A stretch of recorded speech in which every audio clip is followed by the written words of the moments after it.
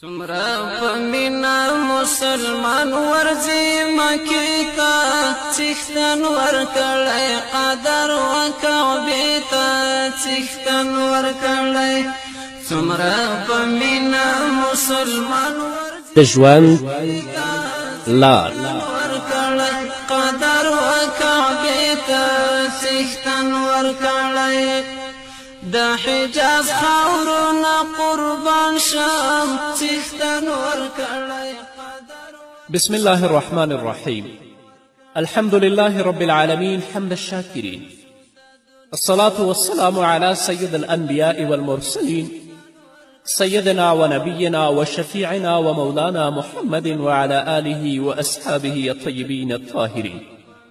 قدرمن اوریدونکو د ژوند د لارې د خپرونې مینوالو السلام علیکم ورحمت الله وبرکاته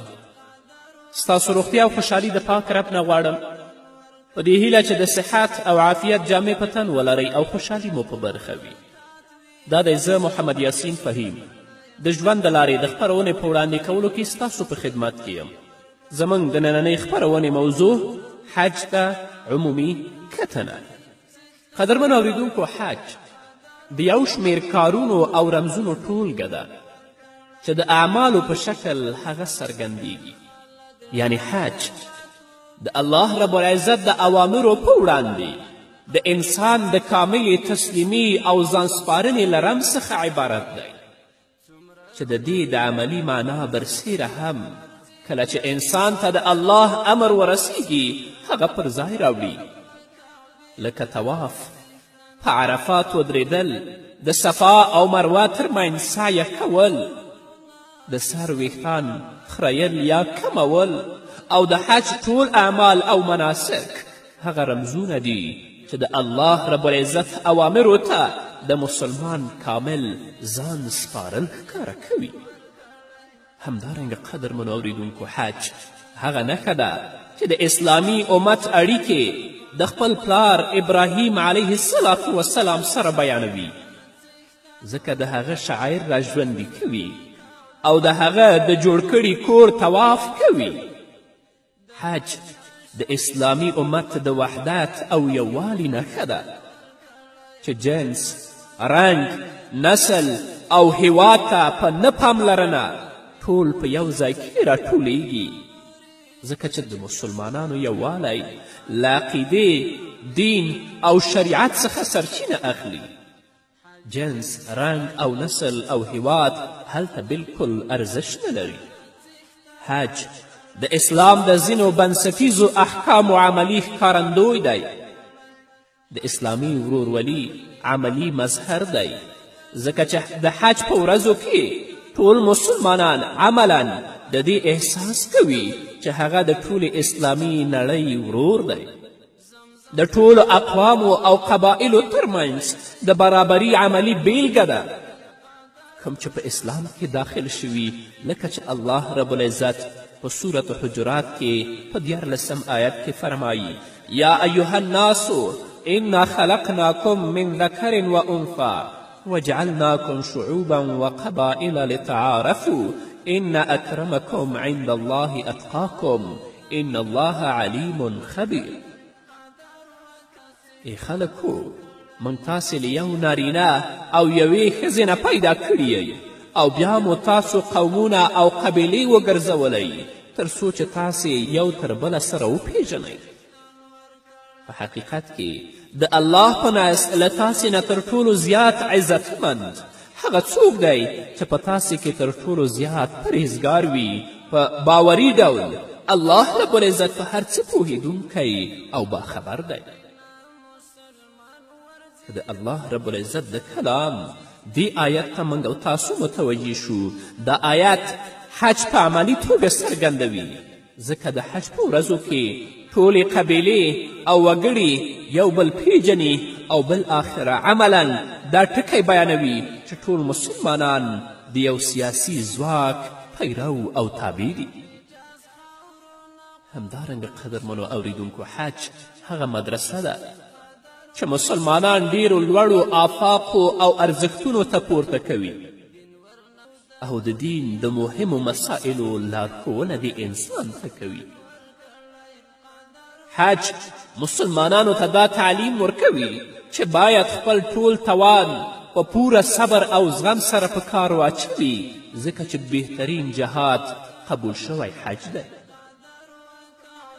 همداراز قدرمنو اوریدونکو حج موږ ته دا تعلیم راکوي چې باید تل په عبادت کې ژوند تیر کړو. حج موږ ته دا را زده کوي چې باید د نورو مسلمانانو په وړاندې لطیف، مهربان او نرم اوسو. حج موږ ته دا را یادوي چې څرنګه د ژوند د ستونزو او مشکلاتو سره سره ژوند وکړو او د دې سختي وزغمو. حج موږ ته دا تعلیم راکوي چې څنګه د الله په لاره کې انفاق وکړو پرته له دې چې بدله وغواړو. حج دا تعلیم راکوي چې څنګه د الله تعالی د عظیمو او سترو شاعرو او نښو درناوی وکړو او کوم شیان چې الله رب العزت سپک ګڼلي دي هغه سپک وګڼو. همدارنګه قدرمنو اوریدونکو حج موږ ته دا راښیي چې باید د الله د دښمنانو سره دښمني وکړو او د الله رب العزت د دوستانو سره دوستي وکړو. حج د انسان په نفس کې بیلابیل احساسات او ولولې را ژوندی کوي. له دې جملې څخه د مسلمانانو دا احساس او ولوله را تازه کول چې په دې هیواد کې ژوند کړی او د ایمان او عقیدې په خاطر یې ټول کړاوونه او ستونزې زغملې دي. که زموږ حاجي ورور او خور په مکې مکرمه کې ګرځي یا په مدینې منوره کې راګرځي نو باید د هغه په زړه کې دا احساس او ولوله را ژوندی شي چې دلته محمد رسول الله صلی الله علیه وسلم څنګه ژوند تیر کړی، دلته صحابه و کرامو رضوان الله تعالی علیهم اجمعین څنګه ژوند تیر کړی، دلته ازواج مطهراتو او نورو صحابیاتو څنګه ژوند تیر کړی او هغوی د اسلام دپاره د الله رب العزت د دین لپاره څومره مبارزه وکړه، څومره تکلیفونه تیر کړل، څومره کړاوونه تیر کړل. که په مکه کې ګرځي، که په احد کې ګرځي، که په مدینه کې ګرځي، باید د هغه په زړه کې دا احساسات او ولولې را ژوندی وي. هغه مخکینی تصویر د محمد رسول الله صلی الله علیه وسلم د زمانې هغه په خپلو سترګو کې وګرځوي. همدارنګه قدرمنو اوریدونکو زموږ حاجي ورور دی دا احساس په خپل ضمیر کې مومي چې باید د انسان دوستی او مینه د الله رب العزت د هغه رسول او مؤمنانو سره وي. د پاملرنې احساس او د الله رب العزت طرف ته په اخلاص سره راګرځېدل په خپل ځان کې را ژوندي کړي. له دنیا څخه د بشپړ ځان ته کېدلو احساس او د آخرت طرف ته راګرځېدل په خپل زړه کې مومي او د الله رب العزت سره په معامله کې نوی عزم په خپل زړه کې احساس کړي. حاجي باید په دې نیت اوسي د هغه په زړه کې باید د الله رب العزت رضا پرته وي، د هغه په زړه کې دا مینه وي چې زه څنګه الله ته متوجه شم، څنګه الله سره مینه وکړم، څنګه د هغه رسول سره مینه وکړم، څنګه مسلمانانو سره مینه وکړم او څنګه د دنیا او د مادیاتو محبت چې زما ژوند یې راخراب کړی د خپل زړه نه وباسم. د هغه په زړه کې د سیالي، د هغه په زړه کې د ریا نه وي، ځکه که هلته څومره بیا نارې کوي چې سعدی کو لبیک، د بره نه ورته ویل کېږي چې لا لبیک لک ولا سعدی. همدارنګه قدرمنو اوریدونکو د حج په ټولو اعمالو او مناسکو کې داسې ستر پندونه او معناوې نغښتې دي که چیرې انسان په ژوندي احساس او بشپړ پوهې سره هغه عملي کړي نو کولی شي چې ډیر ستر او لوړ رباني ارزښتونه، اسلامي سلوک او اخلاق پکې وګوري او د محمد رسول الله صلی الله علیه وسلم پیروي او اتباع زده کړي. د طواف افاظه څخه مخکې چې د حج له اساسي ارکانو څخه یو رکن دی، حاجیان په عرفات کې راټولیږي تر څو په یو ځل خپل حرکت پیل کړي او د بیت الله درناوی پر ځای راوړي. د عرفات د اجتماع څخه وروسته د بیت الله د تعظیم په هدف خپل حرکت پیل کوي، په داسې حال کې چې د تیر ژوند له ګناهونو څخه یې توبه او د الله رب العزت طرف ته رجوع کړې وي. په پاکو او مخلصو زړونو سره بیت الله شریف ته نږدې کیږي. دوی له مزدلفې څخه منا ته ځي تر څو جمرې عقبه وولي، او په دې ترتیب د بیت الله د طواف څخه مخکې دا اعلان کوي چې د الله تعالی دښمن زموږ دښمن دی. له دې نه پس یو حیوان د قرباني د شکرانې لپاره ذبحه کوي، خپل سرونه رخوي او یا یې کموي تر څو طواف ته ځانونه چمتو او تیار کړي. نو په دې ټولو مناسکو کې قدرمنو اوریدونکو د الله رضا باید زموږ د حاجیانو ورونو او خویندو هدف وي، او په خپل زړونو کې اخلاص او صداقت ته ځای ورکړي، په خپلو ګناهونو باندې وژاړي، په خپلو ګناهونو باندې پښیمانتیا وکړي، د تضرع او عاجزي لاسونه الله ته پورته کړي، د خپل رب نه په خپل ژوند کې د نیک عمل توفیق وغواړي. لکه چې امام ابو حنیفه رحمه الله چې کله به حج کوه نو دا دعا به یې کوله چې الهي عبدک العاصي اتاک مقرا بالذنوب وقد دعاك فإن تغفر فأنت لذاك أهل وإن تطرد فمن يرحم سواك. ای زما ربه، ستا ګناهګار بنده ستا دربار ته راغلی او داسې بنده دی چې هغه په خپلو ګناهونو باندې اقرار کوي او تا غواړي چې یا الله ته د هغه ګناهونه معاف کړه. نو که ته د هغه ګناهونه معاف کړې، هغه ته بخښنه وکړې، نو ته د بخښنې اهل یا الله. وان تطرد فمن یرحم سواک، ای الله که ته دا وشړې، بخښنه ورته ونه کړې، نو څوک دي چې غیر ستا په دې باندې رحم وکړي. نو هلته چې زه قدرمنو اوریدونکو په خپلو زړونو کې بیلابیل احساسات او ولولې را ژوندی کړئ، د الله مینې ته، د محمد رسول الله صلی الله علیه وسلم مینې ته په خپلو زړونو کې ځای ورکړئ، د دنیا مینه په بشپړ توګه د خپلو زړونو نه وباسئ، تر څو چې زموږ حج د الله رب العزت په دربار کې قبول او منظور وګرځي. نور به م واورو قدرمنو اوریدونکو په هغه د یوې دمې څومره په مینه مسلمان ورځي مکې ته، څښتن ورکړی قدر و کعبې ته څښتن ورکړی.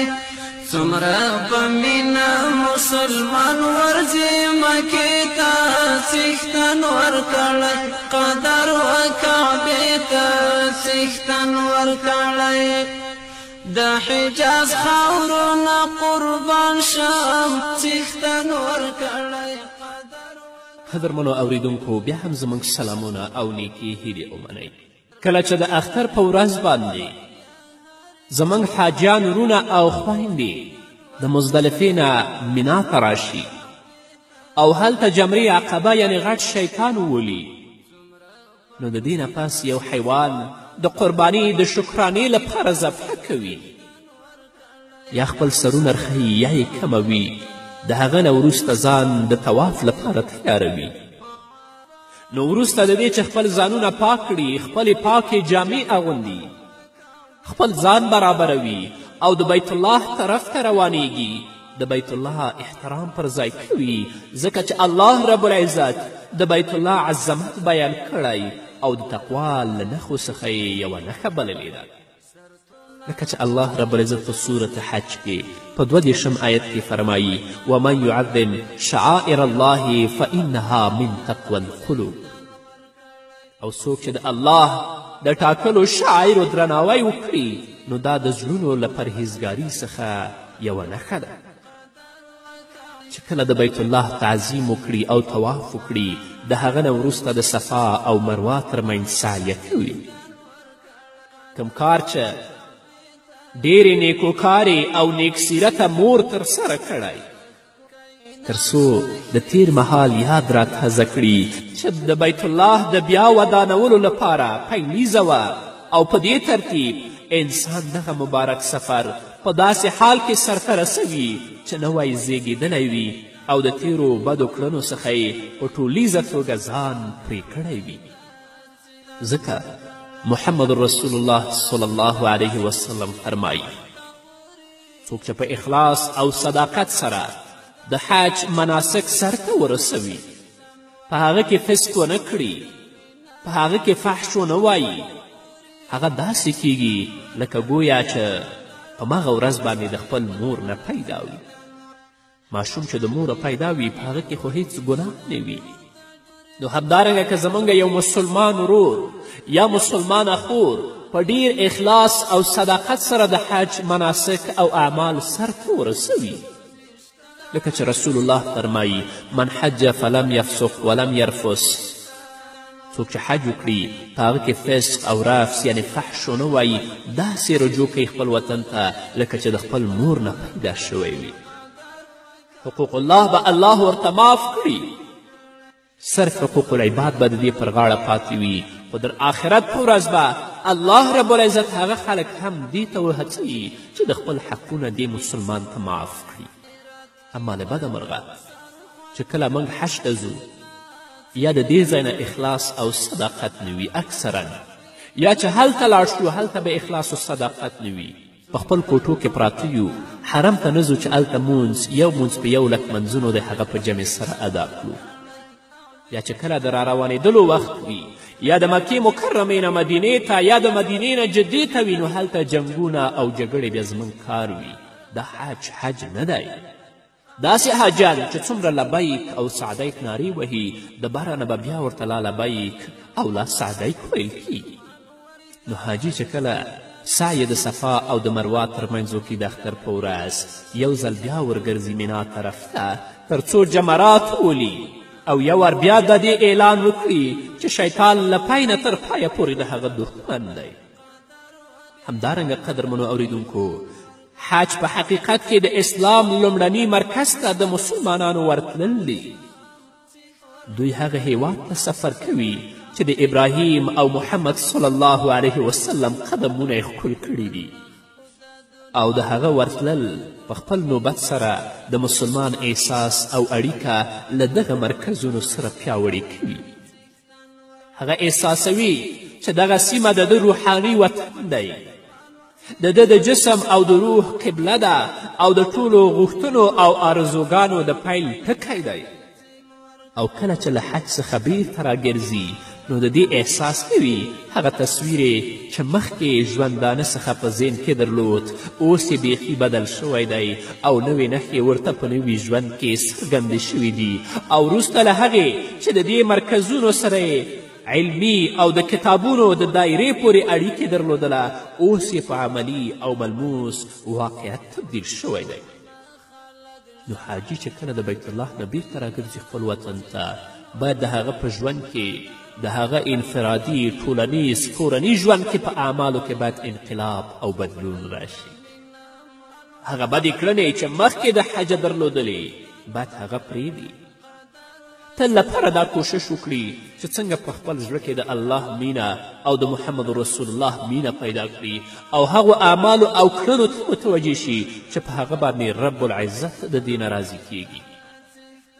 اما متاسفانه نن دا کار موږ ډیر کم په خپلو سترګو باندې وینو چې حاجي د حج نه راوګرځي د هغه په کړنو او د هغه په ژوند کې د انقلاب او بدلون راشي.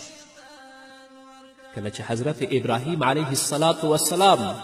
د الله رب العزت له طرفه د حج د مناسکو په ادا کولو مامور شه، په دغه مهال شیطان ورته راغی او د هغه سره یې منډه وهله.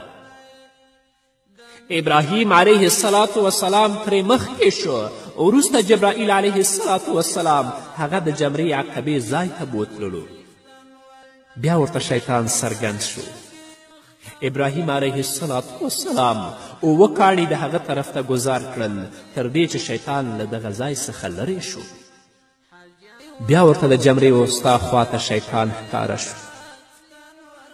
ابراهیم علیه السلام بیا شیطان په اوو کاڼو باندې وویشت. په دغه وخت کې ابراهیم علیه السلام خپل زوی پر مخ څملاوه. اسماعیل سپینې جامې اغوستې وې. خپل پلار ته یې ویلې زما د کفن لپاره بله جامه نشته. دا کمیس راڅخه لرې کړه تر څو دا زما لپاره کفن شي. ابراهیم علیه السلام کوشش وکړه چې هغه کمیس ورڅخه وباسي. په همدې وخت کې د شا له طرفه یو آواز واورېد چې ویلې ای ابراهیمه خپل خوب دې رښتونی کړه. قد صدقت الرؤیا، تا د خپل خوب رښتونی کړه. ابراهیم علیه السلام چې مخ ور واړوه ویې لیدل چې یو سپین کرور پسې چې غټې سترګې لري هغه ولاړ دی. حضرت عبدالله ابن عباس رضی الله تعالی عنه فرمایي موږ تل په دغه شان پسې پسې ګرځو تر څو چې هغه پسه موږ قرباني کړو. یعنی کومه پسه چې حضرت ابراهیم علیه السلام قرباني کړی موږ غواړو چې هغسې سپین او ښکرور پسه پیدا کړو تر څو هغه قرباني کړو. نو بیا جبرائیل علیه السلام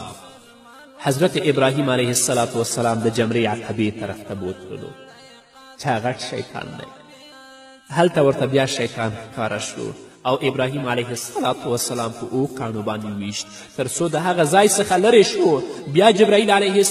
السلام هغه مینا ته راوستلو او وی ویل دا به د خلکو د پاتې کېدو ځای وي. له دې ځای څخه یې مزدلفې ته بوتلو او وی ویل دا مشعر الحرام دی او د دې ځای څخه یې عرفات ته بوتل. حضرت عبدالله ابن عباس رضی الله تعالی عنه وایي آیا پوهیږئ چې عرفات یې ولې په دې نوم یاد کړی دی؟ حضرت طفیل وایي چې راوي د حدیث دی ما ویل نه پوهیږم. حضرت عبدالله ابن عباس راته ویل دلته جبرائیل د ابراهیم علیه السلام څخه پوښتنه وکړه آیا ودې پیژندلو؟ هل عرفته؟ ابراهیم علیه السلام ویل هو، په دې سبب یې دا د عرفات په نوم یاد کړی. اگر که مفسرینو او محدثینو نور توجیحات هم بیان کړي دي. همدارنګه راوي وایي چې حضرت عبدالله ابن عباس بیا پوښتنه وکړه چې دا تلبیه ویل چې لبیک اللهم لبیک لبیک لا شریک لک لبیک تر آخره پورې دا ولې او څنګه مقرره شوې ده؟ راوي ویل ما ویلې ونه پوهېدم چې څنګه و. حضرت عبدالله ابن عباس راته ویل کله چې ابراهیم علیه السلام په دې مامور شه چې خلکو ته د حج اعلان وکړي او خلک د حج طرف ته راوبولي غرونه ټیټ او کلي اوچت کړی شول. الله غرونه ټیټ کړل او کلي اوچت شول تر څو چې د ابراهیم علیه السلام آواز واوري او د ابراهیم علیه السلام آواز او اعلان ټولو ته ورسیږي. الله رب العزت دې زموږ حاجیانو او ورونو او خویندو ته اخلاص او صداقت ورنصیب کړي تر څو د هغو حج د الله رب العزت په دربار کې قبول او منظور شي. انشاءالله نور به واورو د حج په مسایلو کې، خو هغه په بلې خپرونې کې. نو دا به زموږ نننۍ خپرونه چې ستاسو درانه حضور ته وړاندې شوه. تر بلې خپرونې پورې چې زه بیا هم ستاسو درانه حضور ته راځم تاسو ټول په پاک رب سپارم. پاتې ژوندم نیکمرغه، ښاد، بریالي او کامیاب اوسئ. څښتن ورکړی قدر و کعبې ته څښتن ورکړی د مینا شګې بختورې څښتن ورکړی قدر و کعبې ته څښتن ورکړی د مینا شګې بختورې څښتن ورکړی قدر و کعبې ته څښتن ورکړی حجیان یې اخلي وویشتلو د جمرې ته څښتن ورکړی قدر و کعبې ته څښتن ورکړی حجیان یې اخلي وویشتلو د جمرې ته څښتن ورکړی قدر و کعبې ته څښتن ورکړی زمزم ته ژوند کې حبیب ته دی څښتن ورکړی قدر و کعبې ته څښتن ورکړی زمزم ته ژوند کې حبیب ته دی څښتن ورکړی قدر و کعبې ته څښتن ورکړی په آخرت کې د کوثر خوږې پیالې ته څښتن ورکړی قدر و کعبې ته څښتن ورکړی څومره په مینه مسلمان ورځي مکې ته څښتن ورکړی قدر و کعبې ته څښتن ورکړی څومره په مینه